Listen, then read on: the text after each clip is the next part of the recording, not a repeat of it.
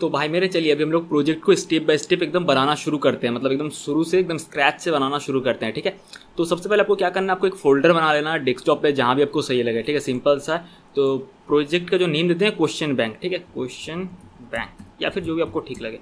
इस फोल्डर को ओपन करते हैं। ठीक है, ये फोल्डर ओपन हो गया और अब आपको क्या करना है, यहाँ पे राइट क्लिक करना है और आपको टैबी आप डाउनलोड कर लीजिए, इंस्टॉल कर लीजिए, काफ़ी अच्छा कमांड लाइन टूल है। तो ओपन टैबी ईयर करते हैं।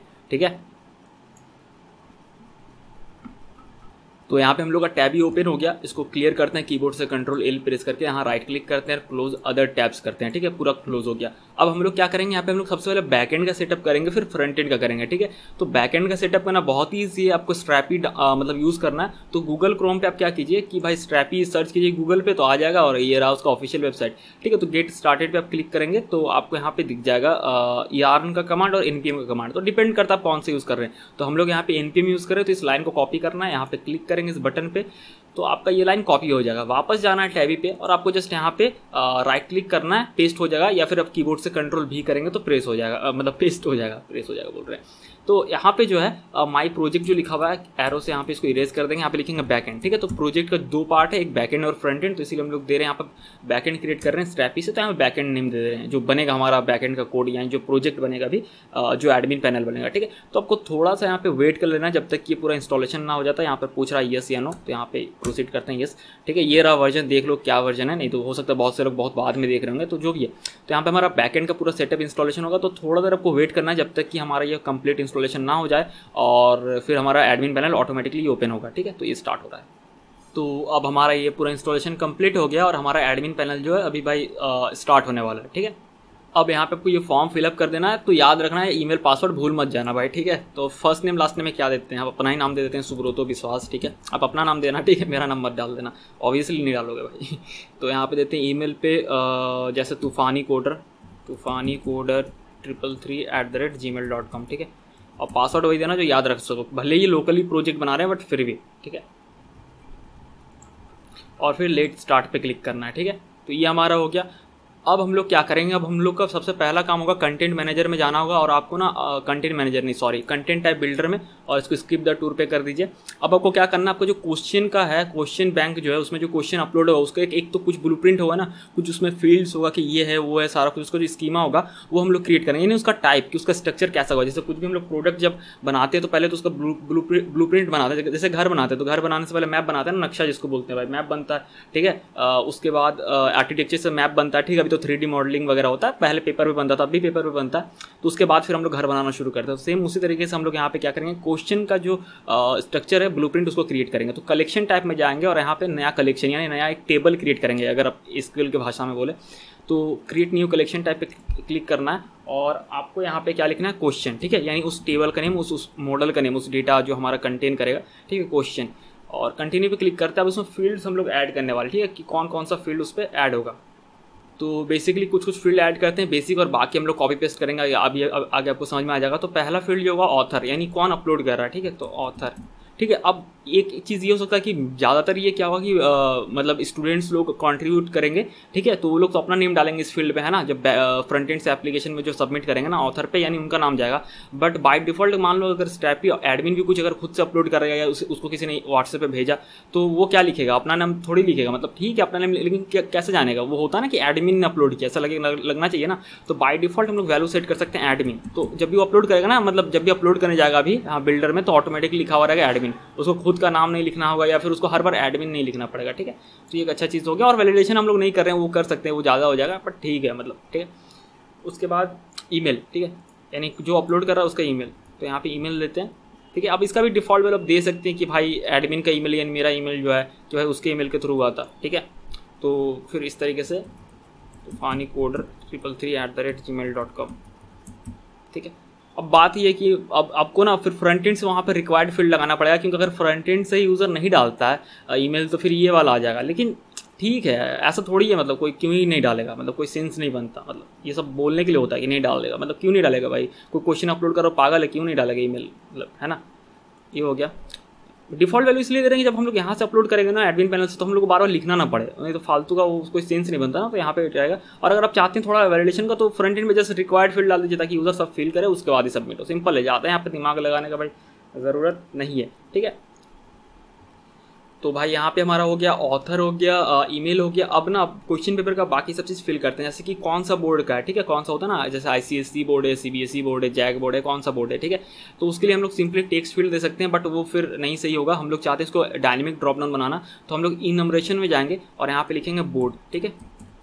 तो यहाँ पे दो चीज़ है इसमें ना, हमें फिल करना पड़ेगा वो वैल्यू, ठीक है। जैसे लिखते हैं CBSE ICSE, ठीक है। तो इसका मतलब ये चीज़ होगा, यहाँ दो चीज़ होने वाला है कि बोर्ड का जो वैल्यू होगा इन दोनों में से एक होना चाहिए, तभी एक्सेप्ट करेगा, नहीं तो नहीं करेगा। और दूसरा चीज़ कि इसका यूज़ करके हम लोग डायनेमिक ड्रॉप डाउन बना सकते हैं। इस ऑप्शंस जो भी यहाँ पर डाल रहे हैं ना, वो सब हम लोग फ्रंट एंड में एक्सेस कर सकते हैं एज ए इनम वैल्यू, ठीक है, एरे में। तो फिर हम लोग वहाँ डायनेमिक ड्रॉप डाउन बना सकेंगे, ठीक है। तो इसको आप इरेज कर दीजिए, लिंक मिल जाएगा आपको डिस्क्रिप्शन पे, उस पर क्लिक करेंगे तो आप इस पेज पे आ जाएंगे, ठीक है। गिटहब का जो जिस्ट होता है, ऐसा कुछ होता है जिसमें आप स्निपेट्स वगैरह शेयर कर सकते हैं। ज़्यादा तो आइडिया नहीं है मेरे को, तो जस्ट इसको इतना सिलेक्ट करो और इसको कॉपी कर लो, ठीक है। बोर्ड का यहाँ लिखा हुआ है, हेडिंग दिया हुआ है, ठीक है। बस यहाँ पे, अरे यार ये क्या ओपन हो गया, रुको, हाँ यहाँ पे पेस्ट कर दो। तो ये बोर्ड का हो गया, ठीक है। अब ऐड अनदर फील्ड करते हैं, अब सब्जेक्ट ऐड करते हैं, फिर इनमरेशन में जाएंगे क्योंकि सब्जेक्ट भी डायनेमिक होगा, और सब्जेक्ट, ठीक है। और फिर यहाँ पे आपको क्लिक करना, थोड़ा सा नीचे ना सब्जेक्ट्स, ये सारा सब्जेक्ट्स का यहाँ पे लिस्ट है, ठीक है। आप अपने हिसाब से और भी एक्स्ट्रा ऐड कर सकते हैं। ऐड अनदर फील्ड करते हैं, ईयर, ठीक है। अब कौन सा ईयर, तो उसका नंबर देते हैं टाइप, और यहाँ पे लिखते हैं ईयर, ठीक है। और भाई यहाँ पे कुछ इस तरीके से सिलेक्ट कर लेते हैं। अब जो स्टैंडर्ड कौन से क्लास में पढ़ता है, ठीक है, तो उसका भी इनमरेशन में लेते हैं, और यहाँ पे स्टैंडर्ड, ठीक है। अब जो बोल रहे थे डेमो के वक्त की स्टैंडर्ड में आप नॉर्मली ना नंबर नहीं लिख सकते, यहाँ पे 1 2 3 4 ऐसा नहीं लिख सकते, नंबर नहीं ले सकते। अगर देखें फिनिश पे करेंगे तो वो नहीं काम कर रहा है। एटलीस्ट वन क्या आ रहा है भाई, मतलब अल्फ़ाबेट ये मांग रहा है, तो इसीलिए लफड़ा यहाँ पे ये है कि हम लोग यहाँ पे रोमन नंबर यूज़ करेंगे, और फ्रंट एंड में उसको कन्वर्ट करके ऐसे मतलब क्या बोलते हैं भाई, कौन सा डेसिमल नंबर में, मतलब जो भी 1 2 3 4 ऐसे दिखाएंगे, ठीक है।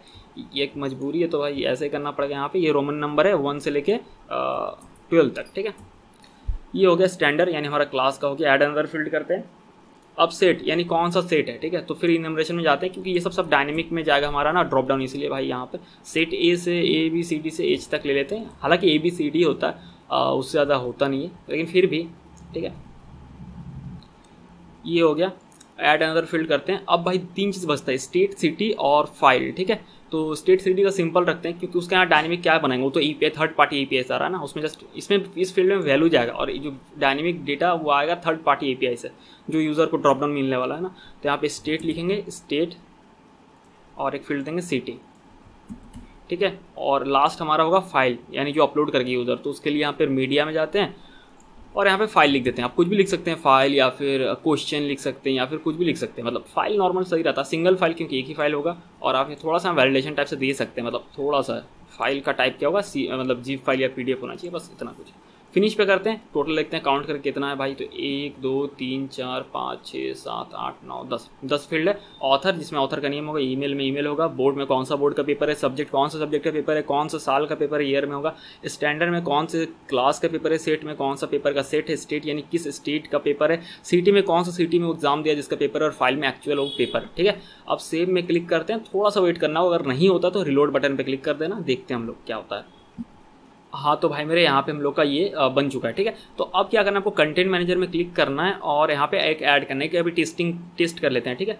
तो क्रिएट न्यू एंट्री पे क्लिक करना है, और आपको यहाँ पे अब क्योंकि ये एडमिन हम लोग एडमिन पैनल से कर रहे हैं, तो ये बाय डिफॉल्ट ऑथर का नेम एडमिन, और ईमेल जो मेरा था वहाँ डिफॉल्ट सेट कर दिए, ठीक है। तो अच्छा हुआ ना, ये सब लिखना नहीं पड़ेगा, क्योंकि मतलब जो मैं एडमिन हूँ, मैं अपलोड कर रहा हूँ। मान लो मेरे को किसी ने भेजा कि भाई ये व्हाट्सएप में भेज दिया कि ये 2 क्वेश्चन पेपर अपलोड कर दो, हो सकता है हेल्प हो जाए। लेकिन जो लोग कंट्रीब्यूट कर रहे हैं भाई, वो तो सारा डिटेल्स फिल करना होगा ना उनको, तो वो वेबसाइट के थ्रू करेंगे, तो उनको ये सब लिखना पड़ेगा। लेकिन हम लोग के यहाँ नहीं लिखना पड़ेगा, क्योंकि एडमिन पैनल है, ठीक है। तो बोर्ड चूज़ करते हैं, जैसे मान लेते हैं भाई यहाँ पर लिखेंगे तो आ भी जाएगा, जैक बोर्ड का है, ठीक है। और सब्जेक्ट मान लो हिंदी सब्जेक्ट है, ईयर मान लो भाई 2024 देते हैं, अभी तो 23 चल रहा है, हाँ जो भी है, ठीक है। या 22 का पेपर है, मान के चलो कुछ भी है भाई। क्लास मान लो 12 का पेपर है, सेट मान लो भाई D सेट है, स्टेट में यहाँ पे स्टेट में जैसे देते हैं झारखंड, और भाई सिटी में रांची, ठीक है। और एक डमी फाइल डाउनलोड कर लेते हैं, ठीक है, ईजी होगा मतलब अपलोड करने के लिए भाई, नहीं तो कहाँ से लाएंगे क्वेश्चन पेपर, मेरे पास थोड़ी ना क्वेश्चन पेपर पड़ा हुआ है। तो ये रहा डमी PDF, इसको डाउनलोड करते हैं। ये डमी फाइल को डाउनलोड कर लिया, और फिर अब जो है यहाँ पे अपलोड करते हैं, ठीक है। ऐड न्यू एसेट्स में करते हैं, ब्राउज फाइल्स पे क्लिक करते हैं। तो ये रहा डमी फाइल, dummy1.pdf सिलेक्ट करते हैं, और इसको जो है upload one asset to library, इस सिलेक्ट हो गया, फिनिश करते हैं। तो ये हमारा क्वेश्चन पेपर रेडी हो गया। अब इसको सेव करते हैं, और अभी तक पब्लिश नहीं किया तो इसको यूज़र एक्सेस नहीं कर पाएगा। जैसे पब्लिश करेंगे तब जो है ये अब यहाँ पब्लिकली, मतलब यहाँ पे ऐसा भी दिखेगा बट ड्राफ्ट में रहेगा, अब पब्लिकली ये चीज़ हो सकता है। लेकिन अभी इसको एक्सेस करके देखते हैं कैसे API के थ्रू एक्सेस करेंगे, ठीक है। तो उसके लिए बहुत ही सिंपल है, सेटिंग में जाना है आपको, यहाँ पे रोल्स में जाना है, ऑथराइजेशन में ही भाई पब्लिक में जाना है और यहाँ पे क्वेश्चंस आ जाएगा, अलाउ कर देना है, ठीक है। फिलहाल के लिए यहाँ पे भाई यहाँ पे सारा अलाउ मत करो, क्योंकि भाई हम लोग नहीं चाहते हैं कि यूज़र क्रिएट करे, अपडेट करे और डिलीट करे, बस फाइंड या फाइंड वन, ठीक है, क्योंकि इसी के थ्रू जो है ये चीज़ होगा। फिलहाल के लिए यही रहने देते हैं। क्रिएट भी अपलोड करेंगे, क्रिएट रहने देते हैं, क्योंकि यूज़र जब पुश करेगा ना तो क्रिएट होगा, इसीलिए क्रिएट रहने देते हैं। लेकिन वो दिखेगा नहीं, उसका अलग मतलब अलग ही सीन है, वो बाद में डिस्कस करेंगे। बट क्रिएट कर सकता है, बट वो ड्राफ्ट में होगा ना तो पब्लिकली दिखेगा नहीं। यहाँ से हम लोग जब तक अलाउ नहीं करेंगे, अप्रूव नहीं करेंगे, तब तक नहीं होगा, मतलब समझ लो, मतलब मेन पावर एडमिन पैनल पे है, भले वो कि 10 भी क्वेश्चन पेपर सबमिट कर दो, दिखेगा नहीं जब तक यहाँ से हम लोग अप्रूव नहीं करेंगे। वो आगे की बात है। क्रिएट के लिए देते हैं परमिशन, फाइंड और फाइंड वन के लिए, ठीक है। अपडेट और डिलीट करने देते हैं API के थ्रू, यहाँ से तो सब कुछ हो सकता है बट API के थ्रू, ठीक है।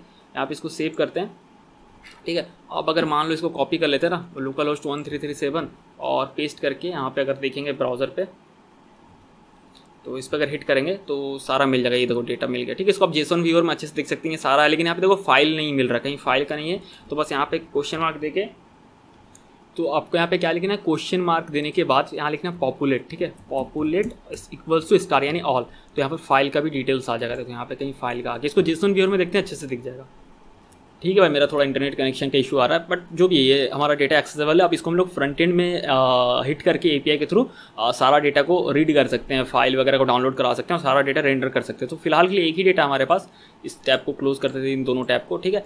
तो हमारे पास फिलहाल के लिए एक ही डेटा है। अब हम लोग बाकी बस ये हो गया, बाकी हम लोग फ्रंट एंड के थ्रू अपलोड करेगा यूज़र तब होगा, और या तो फिर एडमिन जब अपलोड करेगा, ठीक है।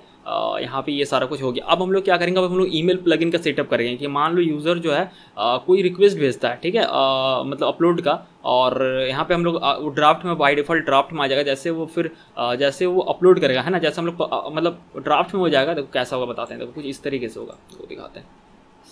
सेव तो ऑटोमेटिक है, इस तरीके से होगा, ड्राफ्ट में आ जाएगी, ठीक है। यूज़र जब सबमिट रिक्वेस्ट करेगा तो ड्राफ्ट में आ जाएगा, ऐसा कुछ होगा। फिर जैसे ही हम लोग इसको पब्लिश करेंगे, यानी अलाउ करते हैं कि ठीक है भाई ये सही है, पब्लिश करते हैं। जैसे पब्लिश करेंगे तो फिर वो ईमेल चल जाएगा कि हाँ सक्सेसफुली आपका जो है पेपर मतलब पब्लिश हो चुका है, ठीक है। आप जाके वेबसाइट में चेक कर सकते हैं, जो भी यूज़र यानी जो कंट्रीब्यूट करेगा, जो भी पब्लिक वगैरह जो यूज़र्स लोग, ठीक है।